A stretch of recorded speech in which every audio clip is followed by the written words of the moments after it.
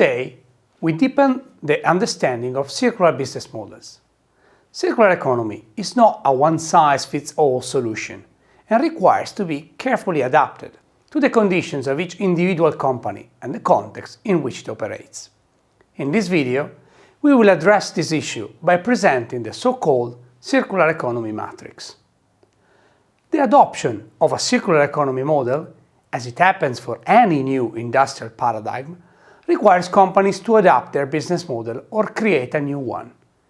In a circular economy, the linear flow of resources, products, waste, typical of traditional business models of companies, is replaced by a new pattern: resources, services, use and return, and then resources. From a business model perspective, this implies that, first, companies need to manage activities of a reverse supply chain to be added to the usual forward supply chain.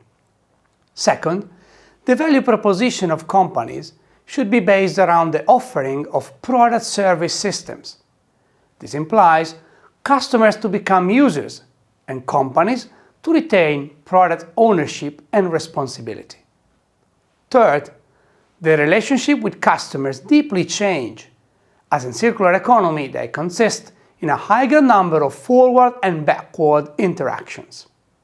Fourth, the flow of revenues changes, being mainly based on recurrent payment for use-oriented or result-oriented services.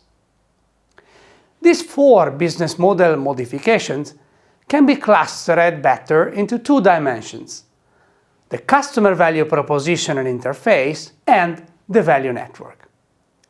These two dimensions show the degree of circularity of companies from a business model perspective.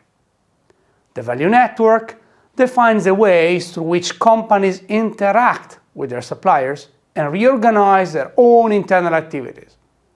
The variables to measure this dimension is the degree of implementation of design for X practices, with the idea that the larger is the degree of adoption of circular practices in the design phase, the larger is the number of suppliers involved, and the related way companies design their supply chain.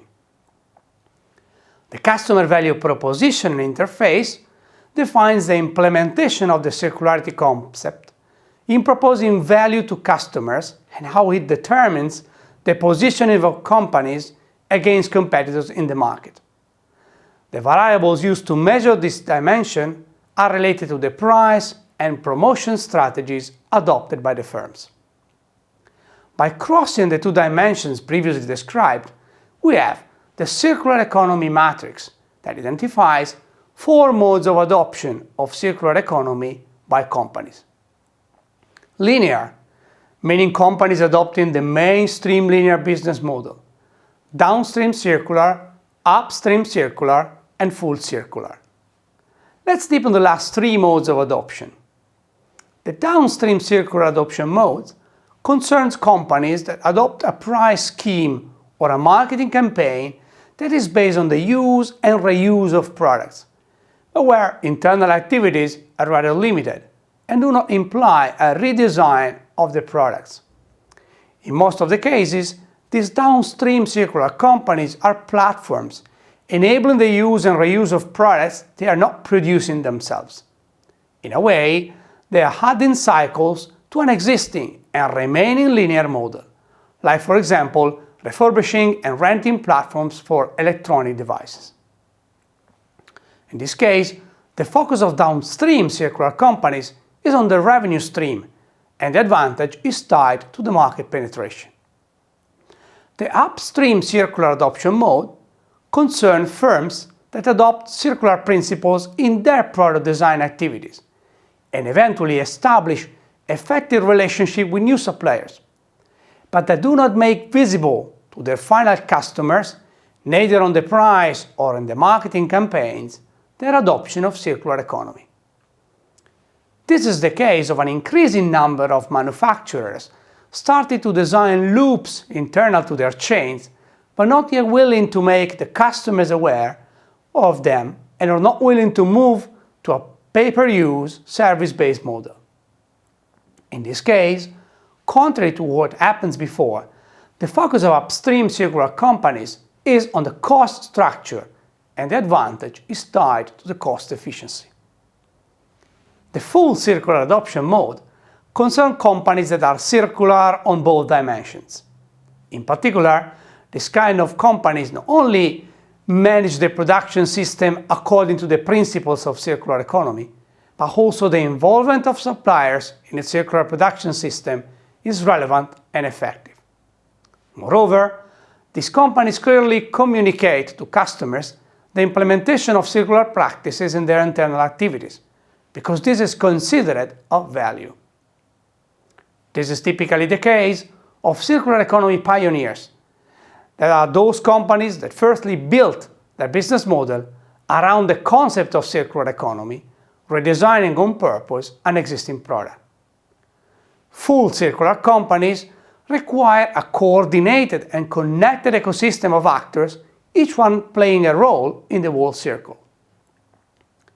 It has to be stated that these three models are not directly linked in a temporal fashion, potentially representing patterns of evolution of firms and industries in adopting the circular economy. Rather, they represent just different modes of adoption of circular economy principle, which mainly depend on the willingness of the companies and the management of the commitment to adopt circular economy principles. Interestingly indeed, context factors such as the size, the industry, the geography and the age of the company seems to have a limited influence in the adoption process, and to explain how, whether and why companies belong to a specific quadrant of the matrix. This is particularly interesting if we think that context factors have historically always guided the shaping of the business model of companies. To conclude, we recap the main concepts of today's lectures, stemming from the circular economy matrix. The downstream circular adoption mode concerns firms that are externally circular. It focuses on the revenue stream achieving market penetration. The upstream circular adoption mode concerns firms that are internally circular. It focuses on the cost structure for achieving cost efficiency. The full circular adoption mode concerns firms that are circular both internally and externally. Finally, these adoption modes are not temporally linked, meaning there are no patterns of evolution, and they are less influenced by context factors, mostly depending on the management view and commitment towards circular economy.